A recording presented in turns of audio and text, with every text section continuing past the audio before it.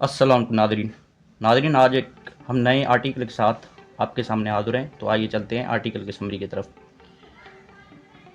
गुज़श्ता चंद हफ्तों से बलूचिस्तान मफलूज होकर रह गया है। सूबे को मुल्क के दीगर हिस्सों से मिलाने वाले अहम शहरा मुजाहिरीन ने बंद कर रखी है और मोबाइल फ़ोन सर्विसेज मुअत्तल हैं। सूबा दारुल हुकूमत कोयटा का हाल भी महसूर शहर जैसा हो चुका है, जहाँ इंतज़ामिया मुजाहिरीन को जो अख्तर मींगल की क़यादत में कोयटा दाखिल होना चाहते हैं रोकने में मसरूफ़ है। ये सूरत हाल सूबे में रियासती अमलदारी की शदीद नाकामी की अक्कासी करते हैं। अख्तर मींगल जैसे बासर बलोच रहनुमा जो कभी अलहदगी पसंद अवाम और रियासत के दरमियान एक पुल समझे जाते थे, अब खुद सियासी निज़ाम से मायूस हो चुके हैं। चंद माह कबल वो कौमी असम्बली से इस बुनियाद पर मुस्तफ़ा हुए कि पार्लियामेंट बलूचिस्तान के अवाम को दरपेश अदम तहफ़्फ़ुज़ पर संजीदा नहीं। इस्तीफ़ा के बाद वो मुत्तहिदा अरब इमारात मुंतकिल हो गए थे, जहाँ से हाल ही में वापस आए और अब बलोच जब्तजहदी कमेटी के रहनुमाओं की गिरफ्तारी के खिलाफ एक तवील मार्च की क़यादत कर रहे हैं। इस तहरीक में अब कई दीगर कौम परस्त जमातें और मरकज़ी सियासी पार्टियाँ भी शामिल हो चुके हैं। बलोच नौजवानों में सियासी निज़ाम से बेजारी में इजाफ़ा हो रहा है, जिसकी वजह से वो मसला गुरुओं की हिमायत या शमूलियत की तरफ मायल हो रहे हैं। यह रुझान कौम परस्त जमातों के लिए भी ख़तरनाक है, क्योंकि इससे उनकी अफादियत ख़त्म हो सकती है और रियासत के पास बातचीत के लिए कोई सियासी नुमाइंदा नहीं बचे। बावजूद इस संगीन सूरत हाल के, इस्लामाबाद और रावलपिंडी में हुकूमती हल्के हालात की संगीनी को समझने से कासिर नज़र आते हैं। बातचीत और सियासी अमल के बजाय रियासत ने ताकत का इस्तेमाल बढ़ा दिया है, हत्ता के मुतबदिल और पुरअमन आवाज़ों को भी खामोश कर दिया गया है। इस रवैये ने मज़ीद लोगों को जमहूरी रास्ते से दूर करके सूरत हाल को और ज़्यादा गैर मुस्तहकम कर दिया है।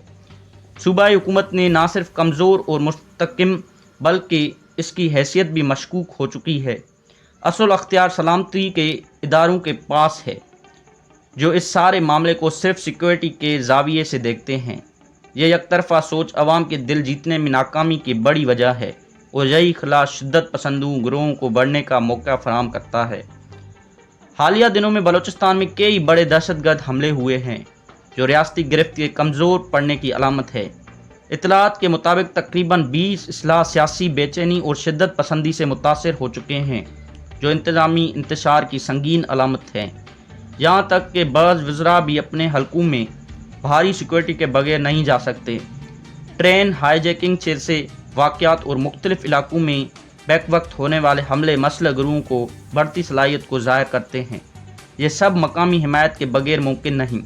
सिक्योरिटी फोर्सेस के जानिब से ताकत के ज़रिए इस्तेमाल ने नौजवानों को मज़ीद बगावत की तरफ धकेला है।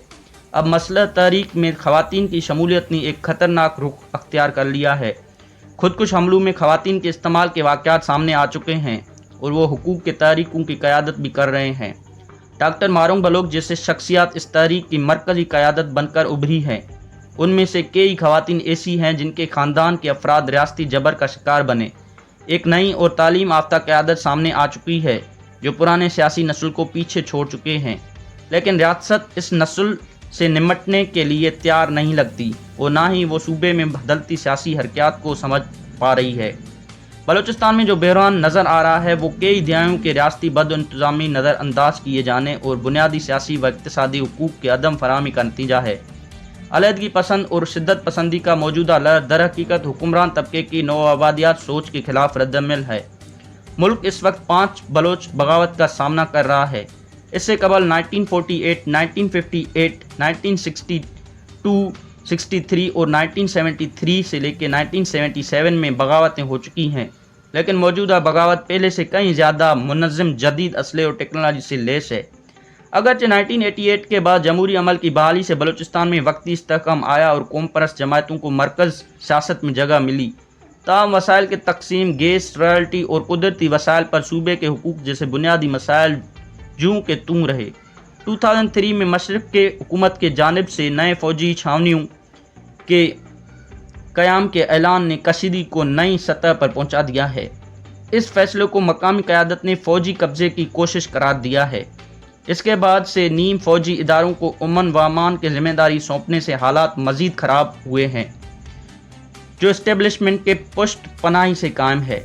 اختیارات سے محروم ہے اور بحران سے نمٹنے کی صلاحیت نہیں رکھتی۔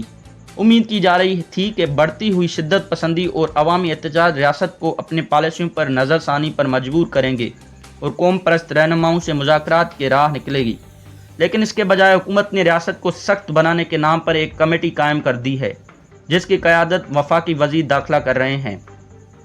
ریاست کو سخت بنانا ایک مبہم تصور ہے۔